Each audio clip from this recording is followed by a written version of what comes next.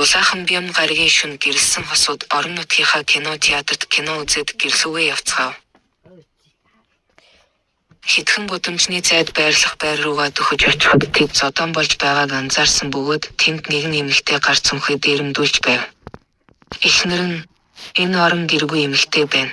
Ямар нэгэн зүйл хийгээч гэж хашгирахад юу ч бодлого эмэгтэй рүү очин орон гэргүй царайтай эмэгтэйг хамаг хүчээрээ зөхөв. Тэр ухаан алдаж зам дээр цус алдан хэвтэв. Дараа нь хосууд цочирдсан бүсгүй рүү харлаа. Эхнэр нь түүнийг дотогшоор цагдаа дуудъя гэж хэлв. Дотогшоо ормогц тэд бүсгүйг тайвшруулах гэж халуун уух зүйл өгсөний дараа эр цагдаа руу уцтав. Тэрээр нөхцөл байдлыг тайлбарласан ч цагдаа нар амралтын өдрийн ердийн шөнөөс илүү завгүй байсан тул энэ үйл явдалд оролцохгүй хэмээн хэлв. Цагдааг ингэж хэлсний дараа эхнэр нь тэр даруй бүсгүйг буйдан дээр нь хонохыг санал болгов. Өнөө шөнө дахин гадаа гарна гэж бодхоос ч яаж байсан бүсгүй үүнийг сонсоод маш ихээр баярлав. Эхнэр нь түүнд хүнжил авчирч өгөхөд бүсгүй удалгүй унтчихв. Хосууд мөн мунтлахын өрөө рүүгээ явн унтцгаав.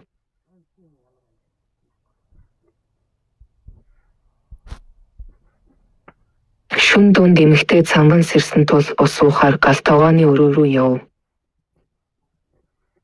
Өрөөнд ороод бүсгүйг тэнд байхгүй болсныг хараад гайхан явсан юм байх таа гэж бодов.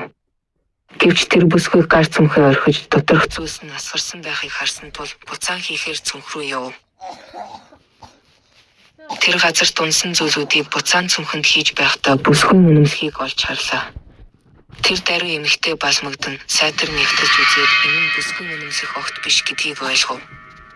Энэ нь тэдний гэр оронгүй гэж бодсон эмэгтэй үнэмлэх байлаа. Нөхөр нь дээрэмдүүлж байсан гэмгүй эмэгтэйг зогсон болж таарав. Бүр дор зүйл гэвэл тэд гэртээ гэмт хэрэгтний дагуулan оруулж ирсэн бөгөөд түүнийг хаана байгааг нь мэдэхгүй байв. Бүсгүй тэдний гэрээс яваагүй байлаа. Тэр унтаж буй эрэгтэй рүү очиж асар том хутгаагаар дөргөөд хэсэгхэн зуур зогсоод бүх хүчээрээ буулгав. Нөхрийнхөө өвдөж орилохыг сонссон эмэгтэй хэсэг зуур айсандаа хөшиж нүдээ нухан урт харанхуй хонгил рүү буцан харав. Тэнд том хутаг далсаж буй бүсгүйн баясгалантай дүрсийг олж харав. Чи юу хийж вэ гэж эмэгтэй асуухад тэр минийх байсан гэж бүсгүй хариулав. Юу гэсэн үг юм гэхэд тэр минийх байсан. Би дүүрт хамт байхын тулд чамайг орхин гэж тэр хэлсэн ч зүйлдээ тийхгүй гэж хэлсэн. Бүх зүйл дууссан. Эмэгтэй энэ бүсгүйг нөхрийнхөө нууц амраг гэдгийг ойлгосон бөгөөд тэдний хооронд бүх зүйл маш ширүүн болсон нь тодорхой байлаа. Чи юу хийчих вэ гэж эмэгтэй дахин асуув. Одоо би чамайг алах болно гэж бүсгүй түүн рүү зэрлэг амтан шиг хашгирав.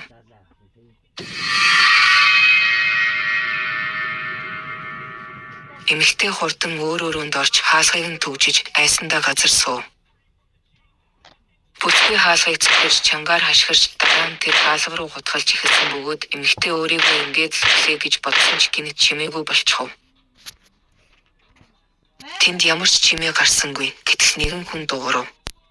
Энэ бүсгүй биш, өөр хүний хоолой байлаа. Чи зүгээр үү хаалгаа онгойлох гэхэд үгүй гэж эмэгтэй холдох зуураа хашгирав.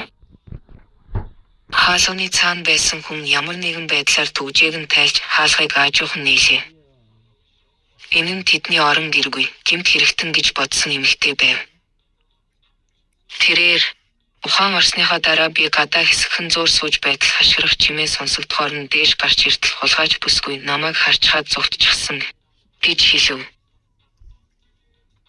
Тэр хаашаа явсан юм бэ гэж асуухад тэр цонхоор үсрээд гарчихсан гэж хэлв.